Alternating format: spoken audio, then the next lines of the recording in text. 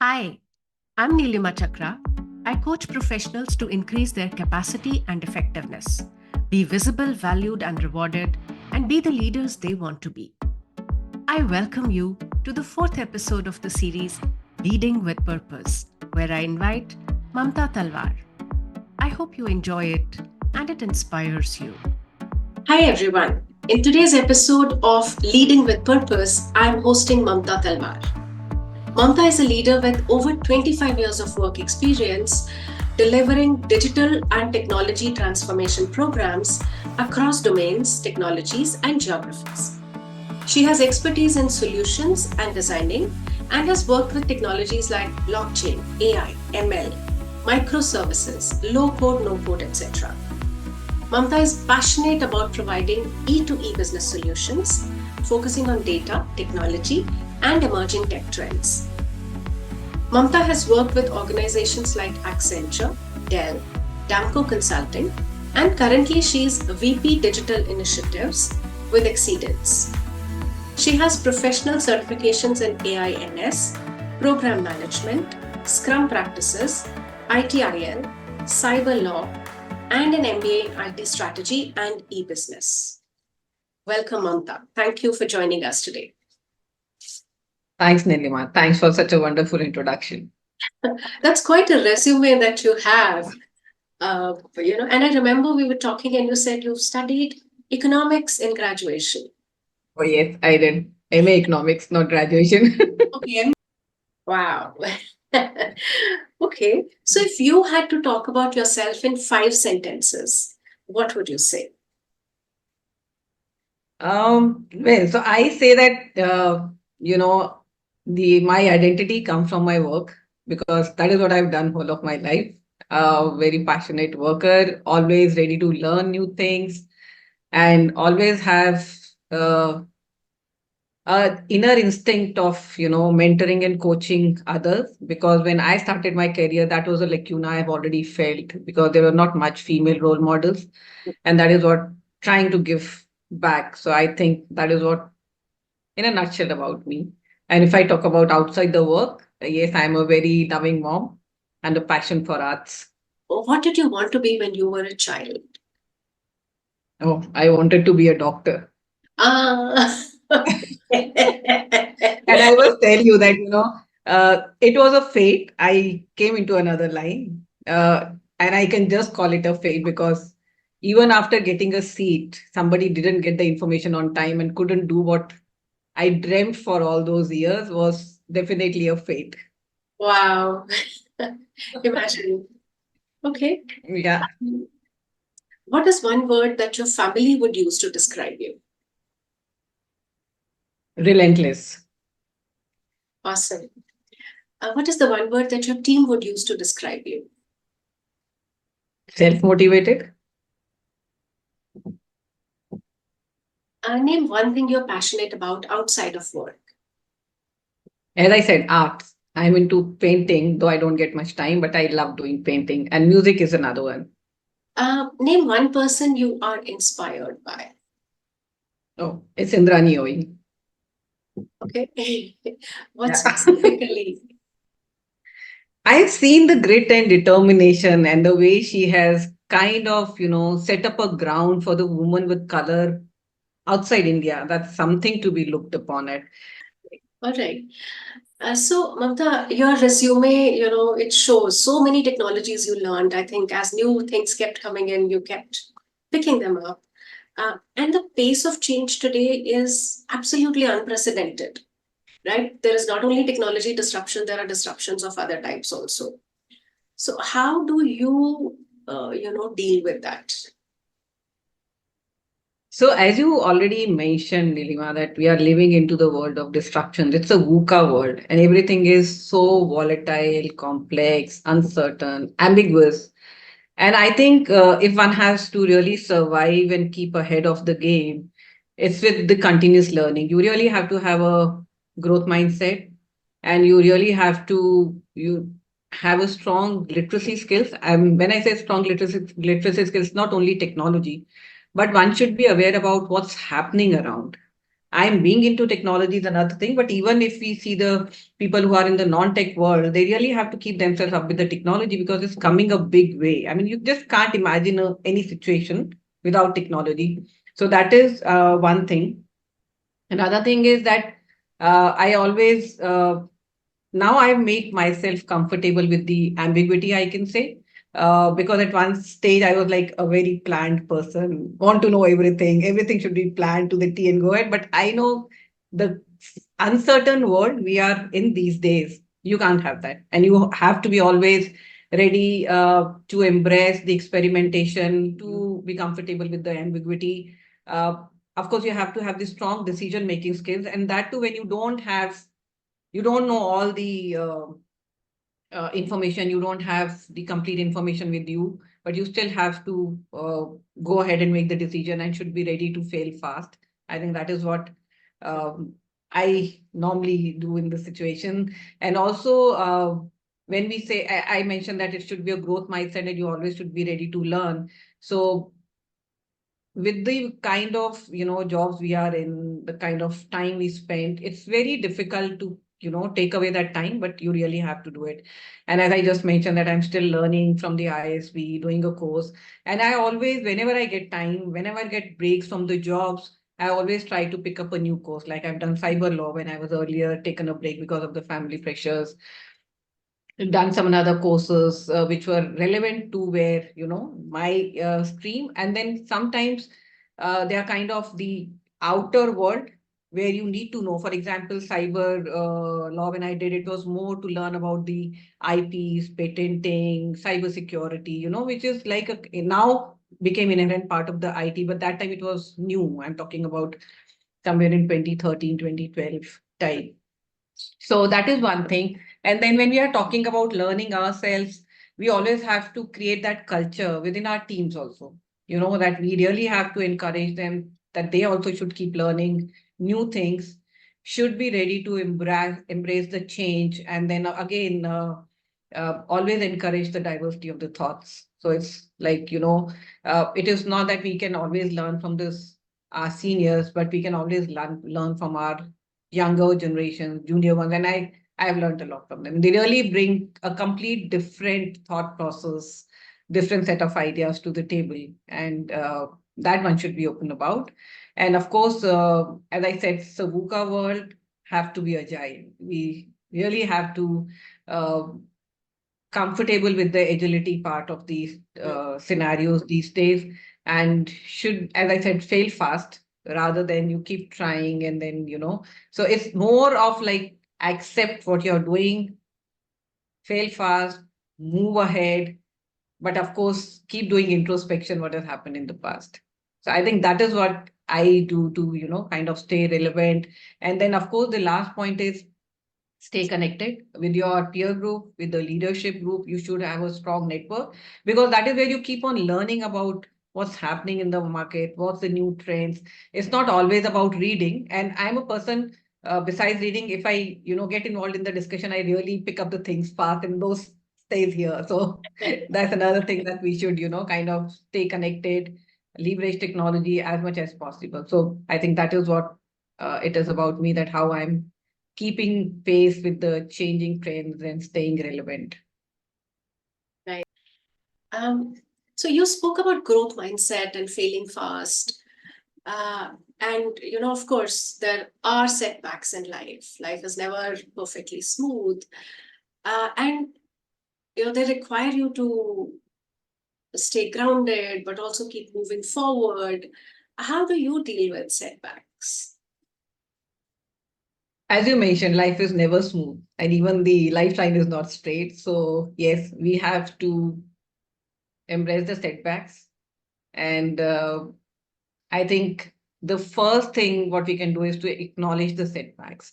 Sometimes I've seen that, we really don't want to acknowledge it. And until and unless we don't acknowledge it, we can't process it, we can't move ahead with it. So I think one is, of course, I acknowledge it, learn from the setbacks. As I said, just like introspect it, retrospect it, see what went wrong. And again, accept that.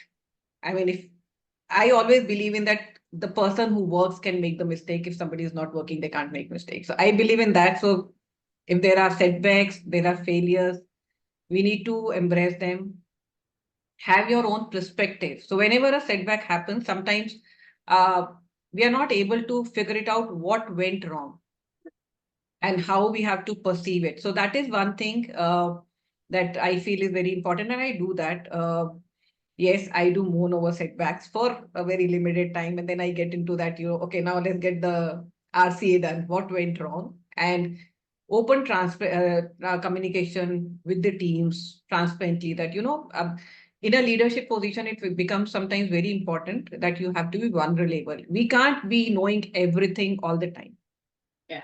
So we should be open with the teams. We should let them know what went wrong transparently. So they are also open to accept the setbacks, especially in the world wherein we are today.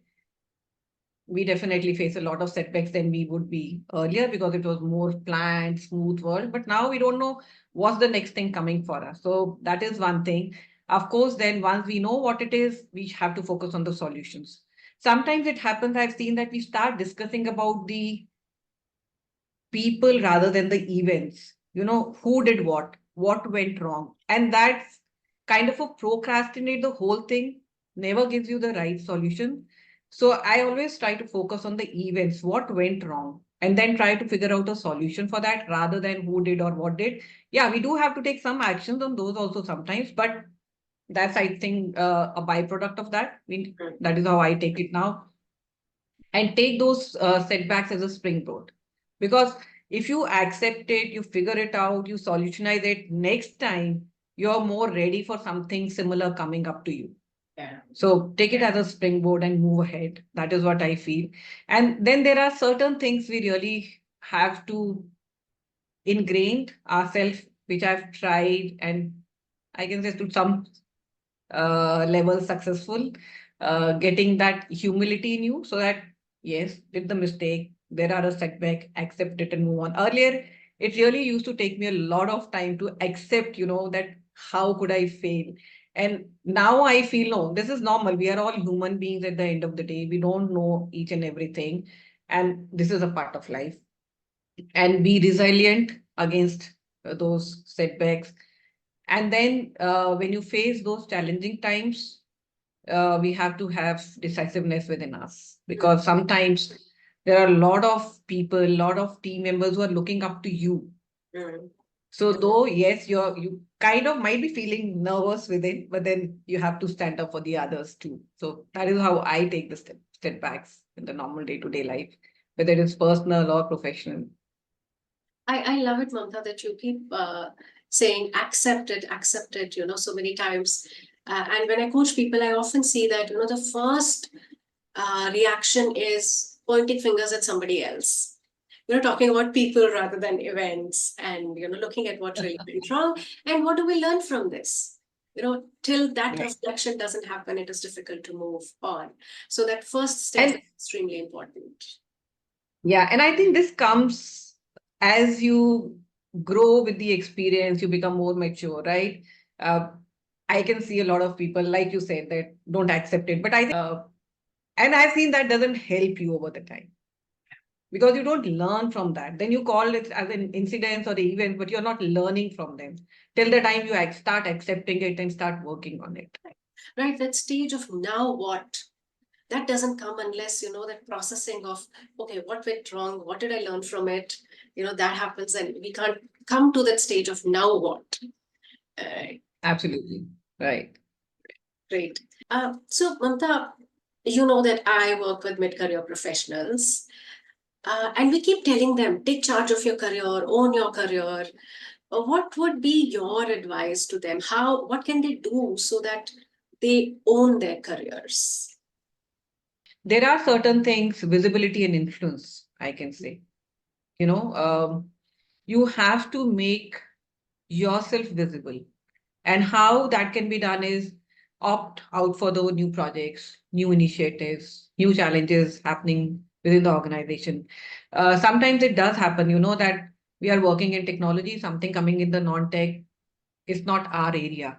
But then when you are a mid-career professional, there is always that time uh, when we are all, and I've also done that as a professional, see what next. And that time, what next is not your straight line of your career, right? You have to really have to see what's happening around you definitely. And these days, we have seen people changing careers midlife. We should build up our career in a way that we have multiple skills, take initiatives which is outside your normal work area. That is how you can create your visibility with the right set of stakeholders. That's very important. You should have allies in those meetings where you are not there, you're not on that table, but there is someone sitting for you, sponsoring you, and that you can do only while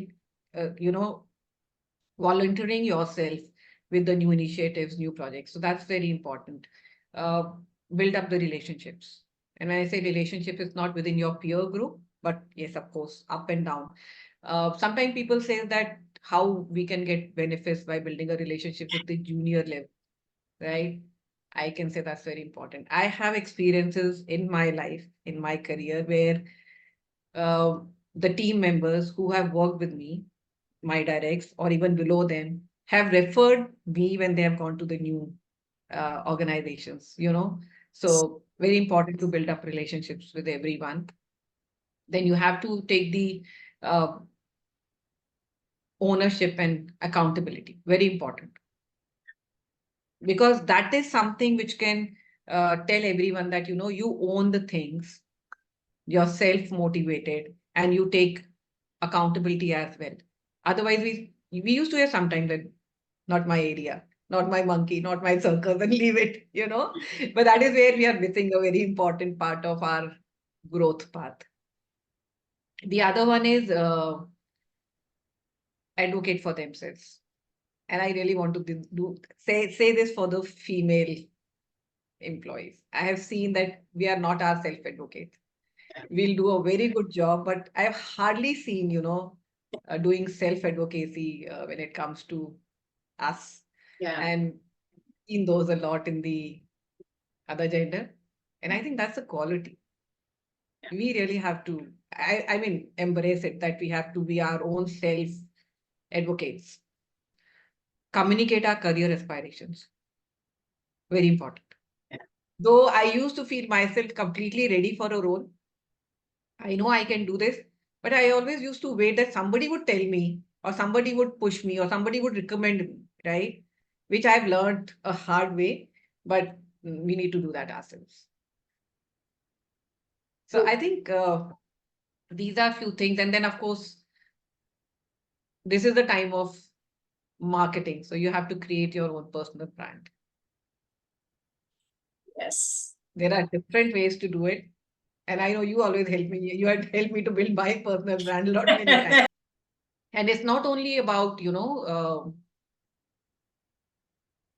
talking to people, but you have to make your presence felt in those different webinars, conferences, networking events, writing, doing your own blogs, be active on those professional social medias. I love this very distinctive point that you made. It is you are not alone. So, like you said, I help you make you visible, but the same thing happens when I interact with you, right? So we can all support each other in our lives. Yeah. In highlighting what somebody else is good at. Very important. Yeah. And I think that is where networking plays a very important part. Yeah, somehow, the moment we say networking, I've seen people go, that's not my cup of tea. And I've started telling them, especially women, you don't want to network, don't network, but make authentic connections. And I think that taking the first step, Neelima, becomes always a challenging. And especially, as you mentioned, whenever, these events, etc., happen, you see that it's like a room full of men, could be one or two or three women there. The start of itself is like, yeah. and I've always felt that, you don't get that comfortable. And yeah, I think Reminded me of, all men and very few women. I have to give credit to women, though, that we have learned. I remember when I started off in finance, there were very few girls in finance. or even now very few, but Yes, it has been increased over it the has time. Yes. become better. But we have learned to at least enter into the rooms where men are there. There are times I do. So, for example, I am remarkable, and more women sign up for it than men. And I have seen that, when men come in and they see that, oh, 20 women and there is no male, they actually just go away. They say, it's all Yeah, right. I don't I've want to do seen that. the times are changing now. So that comfort of being at a place where there are people different from you is very important. And I think it's important for Yes. everyone. You know. Oh, Yes. right. So, Mamta, this was wonderful. Thank you so much for your insights. You were so generous with your time and your inputs. I'm sure that our audience will benefit immensely from it. Thank you so much. Now, there was so much that was brought on the table by Mamta. What specifically resonated with you? What are you taking away from the conversation today? And also, what else do you want us to, answer for you? I would be very happy to do that, and I look forward to hearing back from you. Thank you so much. And thank you, Mamta.